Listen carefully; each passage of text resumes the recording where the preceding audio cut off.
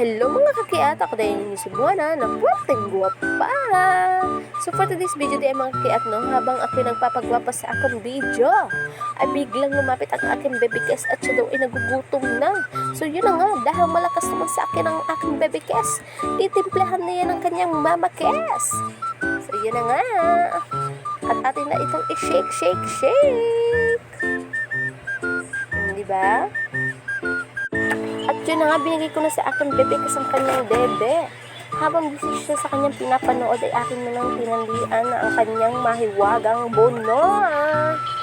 At yan na nga, linis-linis tayo for today's video.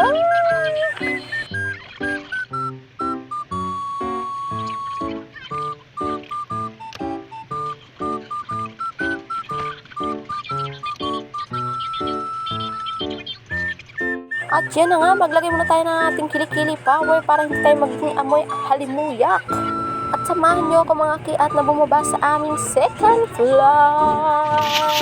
And this to this, walis-walis for today's video.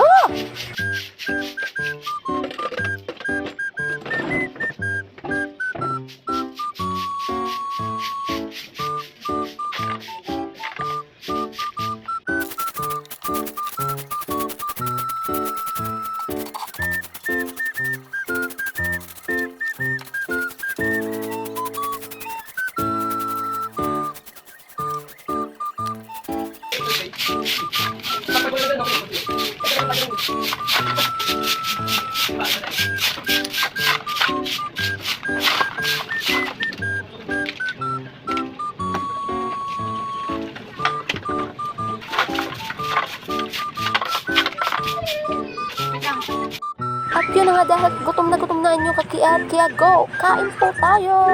At pagkatapos ko kumain mga kiat ay akin ang pinaliguan ng aking baby Kes dahil sobrang init na siya sa kanyang katawan. Diyan nga po mga kiat ay tapos ko na pong masabunan si baby Kes. Hindi ko lang po napakita sa video kasi po ang aking pong cellphone ay na full storage na.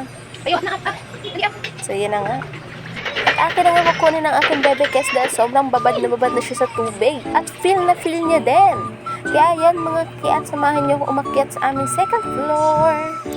At yun na nga mga kakiat, dahil nakarating din kami sa aming paroroonan, charot lang.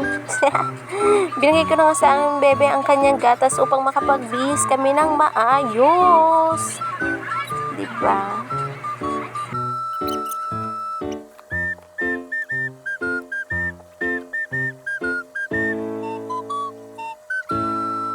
At dito na lang muna mga kiat. Salamat!